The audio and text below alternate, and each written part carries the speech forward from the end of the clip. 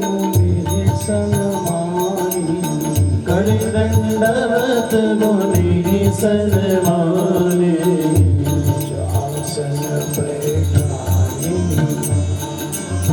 निज आसन बैठार लियानी, आसन बैठाई निज आसन बैठार। विश्वामित्र जी महाराज से मिलने के लिए अन्य जो भी संत थे उनके साथ में महाराज जाते हैं, अगवानी करते, आइए आइए महाराज, और लाकर के सीधे सिंहासन पर बैठा देते हैं, क्योंकि महाराज को याद है कि हमारे पूर्वज हरिश्चंद्र से इन्होंने सिंहासन को मांगा था। आज मैं बिना मांगे ही इनको अपने सिंहासन को दे देता हूँ, और कुछ समझ में नहीं आ रहा है। और चरण पखारे की पूजा, चरणों को पखारा, धूप दीप नैवेद्य तिलक आदि अर्पण किया, और मौसम आज धन्य नहीं पूजा, मेरे समान आज कोई धन्य नहीं है। याद आया, ओहो मैंने इन्हें सब कुछ तो किया लेकिन भोजन तो कराया नहीं। भूखा ब्राह्मण और भूखा बाघ एक समान होता है ध्यान। इससे ब्राह्मण को सबसे पहले पूजन आदि करा के कुछ ना कुछ उनको अर्पण करना, खाने पीने की जो विविध भांति भोजन करवावा, अनेक प्रकार की सामग्रियां भोजन की आती हैं। गुरु विश्वामित्र ने कुछ भी स्वीकार नहीं किया, बस एक फल उठाया, फल को ले रहे हैं। महाराज पसीने पसीने हो रहे हैं, क्या मामला है?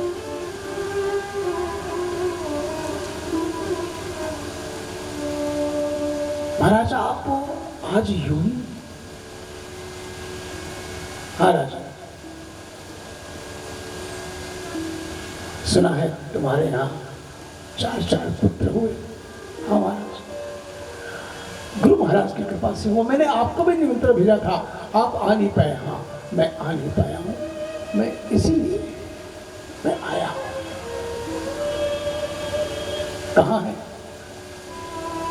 चारों को बुलाया, बुला करके भगवान तो चारों को प्रणाम कराया। मुनि चरण मेरे सुतचारी, राम देख मुनि देह विसार। मेरे भाई बहन चरणों में समर्पण किया। मेरे सुतचारी, मेरे शब्द मारवाड़ी मुनि का होता है, और मुनि चरण मेरे सुतचारी। और जिस समय भगवान को देखा, विश्वामित्र जी ने मन ही मन में भगवान को प्रणाम किया, मेरे प्रभु मैं तो तुम्हारे लिए आया। भगवान ने प्रेममयी दृष्टि से विश्वामित्र जी को देखा,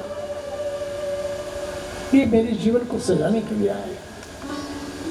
बड़ा प्यार होता है मेरे भाई बहन, भगवान का और संतों का बड़ा आपस में बड़ा अजीब सा संबंध होता है। भगवान जब किसी संत को देखते हैं तो प्रसन्न हो जाते हैं। देखो ये मेरे लिए जीवन जी रहा है। भय मगन देखत मुख शोभा, जनु चकोर पूरन ससिलो। एकटक होकर के देखने लगे। जब एकटक होकर के देखने लगे, महाराज बीच में खड़े हो जाते हैं। महाराज ने कहा कि आपका आगमन क्यों हुआ है? के ही कारण आगमन तुम्हारा, कहो सो करत न लाओ मारा। महाराज किस कारण से आपका आगमन हुआ है? आप जरा भी आप मेरे को देर न करें, मैं आप बतावें, मैं उसको मैं जरा भी देरी नहीं करूंगा, क्योंकि मेरे पूर्वज ने 15 दिनों की देरी कर दी थी। तो क्या क्या हुआ था मुझे अनुभव है। मैं बिल्कुल देने, कहो तो करत न लाओ मारा, जरा भी देरी नहीं करूंगा। हाँ राजन, मैं तुम्हारे आया हूँ। असुर समूह सतावहि मोहि, मैं जांचन आयो नृपतो। राक्षसों का समूह मेरे आश्रम के पास में बहुत ज्यादा हो गया है। तुम राजा हो, हम तुम्हारी प्रजा हैं। तुम्हें मालूम है तुम्हारे राज्य में क्या हो रहा है? ये जो चाटुकार मंत्री तुम्हारे कुछ बैठे हैं, तुम्हारे कानों तक सूचना है? गुरुदेव कोई बात नहीं, तो मैं जांचन आयो निपतो ही, मैं इसीलिए मैं तुम्हारे पास आया हूँ। कहा महाराज कोई बात नहीं, तो आप उस राज्य को, उस आश्रम को छोड़िए और अयोध्या की सीमा के भीतर आप जहाँ कहते हैं उससे बड़ा आश्रम बना करके आपको चरणों में अर्पण करता हूँ। जैसे बात सुनी, गुरु विश्वामित्र ने कहा राजन मैं तुमसे आश्रम लेने नहीं आया। जिस गद्दी पर आज तुम बैठे हो, जिसको मेरे को बिठाए हो, ये गद्दी पर मैं पहले भी अधिकारी था और आज उस अधिकार को मैंने छोड़ दिया है, तब तुम इस गद्दी पर बैठे। बड़े बड़े राज्यों को मैंने त्याग दिया है, तुम आश्रम की लालच में नहीं करते। महाराज बताइए ना।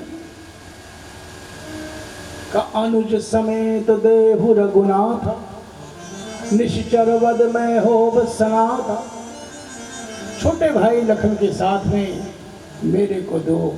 जैसे ही सुना महाराज परेशान हो गए, महाराज हाथ जोड़ करके खड़े हो गए कि महाराज आप क्या मांग रहे हैं? छोटे को बड़ी बात, मुझे क्षमा करिएगा महाराज, आपकी जो मांग होती है बड़ी विचित्र होती है।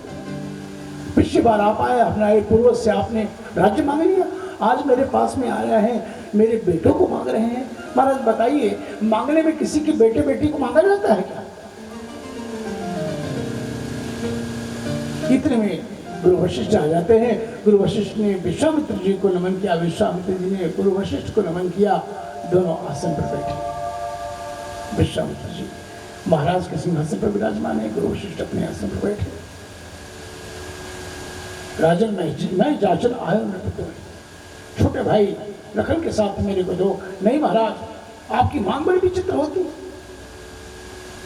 किसी बेटे बेटे को मांगते हैं क्या? जैसे बात सुनी, भगवान महाराज दशरथ की बात को सुनकर के गुरु विश्वामित्र ने कहा राजन मैं तुमसे तुम्हारे बेटे को नहीं मांग रहा हूं, ध्यान रखना, मैं तुमसे तुम्हारे बेटे को नहीं मांग रहा हूं, मैं तुमसे समग्र सृष्टि के पिता को मांग रहा हूं। वो तुम्हारे यहाँ आए हैं, उनको मेरे राम भद्र किस लिए आए हैं? विप्रधेनु सुरसंत हित लीन मर जाता, विप्रों के लिए, संतों के लिए ये राम भद्र आया और तुमने उनके चरणों में बाजे बांध करके अपने आंगन में कैद किया। मैं उस कैद से मुक्त करने के लिए आया हूं। महाराज मौन हो गए, लेकिन महाराज की इच्छा तो देने की है।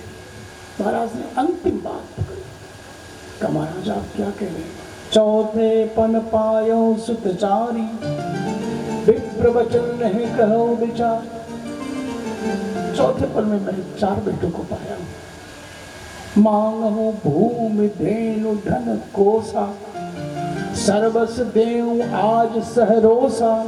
देह प्राण ते प्रिय कछु नाही, सोमुनि देव निमिष एक माही। जो कुछ मांगे आप दें, मैं देने को तैयार हूं। आप मेरे अगर प्राण को ही मांगते हैं, शरीर को ही मांगते हैं, मैं देने को तैयार हूं।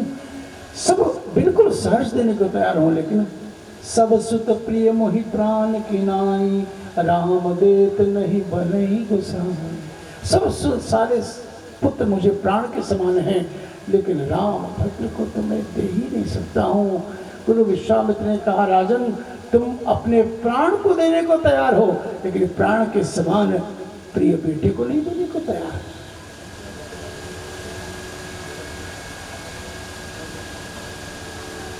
और विश्वामित्र ने वशिष्ठ जी को कहा कि महाराज जरा समझाइए मैं क्या कहने आया, मैं क्या करने आया हूं।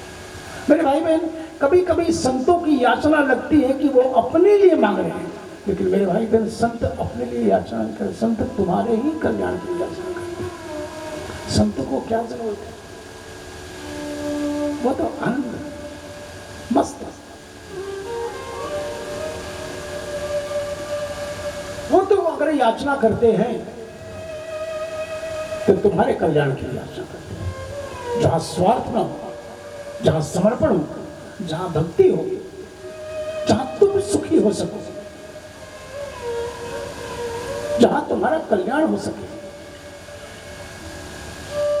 जहां समर्पण हो, संतों की याचना उसी में होती है। महाराज को समझाया तब वशिष्ठ बहुविधि समझावा, नृप संदेह नाश कह पावा। वशिष्ठ ने समझाया कि राजन, तुम नहीं जानते हो, इनको मैं जानता हूं, ये समर्पित है। अरे तुम धन्य हो गए जो इनके चरण में आए, नहीं तो कहां आ सकते। मेरे भाई बहन, आप देखें, विश्वामित्र जी किसी कार्य को संपन्न करने के लिए जाते हैं और जाने के बाद सब कुछ त्याग करके फिर चल देते, कुछ नहीं, कुछ स्वीकार। कमंडल लेके आए, कमंडल उठा के लेके चल दिए, कुछ नहीं। ये त्याग वृत्ति, ऐसे ही सहज वृत्ति से लोगों का कल्याण होता है, ऐसे ही सहज वृत्ति से समाज का कल्याण होता है। और तब वशिष्ठ बहुविधि समझावा, नृप संदेह नाश कह पावा। राजन, इनको तुम जानते नहीं हो, अरे ये अद्भुत महापुरुष हैं, मैं किसी कारण से रामभद्र को इनके साथ भेजना चाहता हूं, तुम नहीं जानते। अरे तुम इनको दो दोगे, ये महापुरुष तुमको 4 वापस करेगा, ये कुछ लेने वाले नहीं। महाराज का संदेह नष्ट हुआ और अति आदर दो तनय बुलाए, हृदय लागी बहु भांति सिखाए। मेरे प्राणनाथ सुत दो, तुम मुन पिता आन नहीं को। और राम भद्र लखन के हाथ को पकड़ा और गुरु विश्वामित्र के हाथों में दिया, कहा महाराज, ये मैं आपको दोनों को सौंपता हूँ। आज से आपको केवल गुरु का ही नहीं बल्कि पिता के भी दायित्व को आपको निभाना। अब आप जाने और ये जाने, मैं पीछे से हटता। विश्वामित्र की आंखें नम हुई, राजन मेरे ऊपर विश्वास करो, तुम्हें आगे पता चल जाएगा कि मैं जो याचना करने आया हूं वो अपने लिए नहीं, राष्ट्र के कल्याण के लिए याचना कर रहा हूं। और लेकर के चलते हैं, चलते हुए गुरु वशिष्ठ भगवान का पहले दर्शन करके, अरुण नयन उर बाहु विशाला, नील जलज तनु श्याम तमाला। भगवान का दर्शन करके प्रभु ब्रह्मण्य देव मैं जाना, मोहिनित पिता त्यजऊ भगवान। भगवान और तारका का वध कराया। मारी सवार मारी जानी स्वभाव का तो वध ही कर दिया। जब ये सब चीजों को किया तब फिर विश्वामित्र जी महाराज ने भगवान श्री राम से महालक्ष्मी शिव विद्या की आराधना कराई। तब ऋषि निज नाथ ही जिय चीन्ही, विद्या निधि कह विद्या दे। कौन सी विद्या दी? महालक्ष्मी शिव विद्या।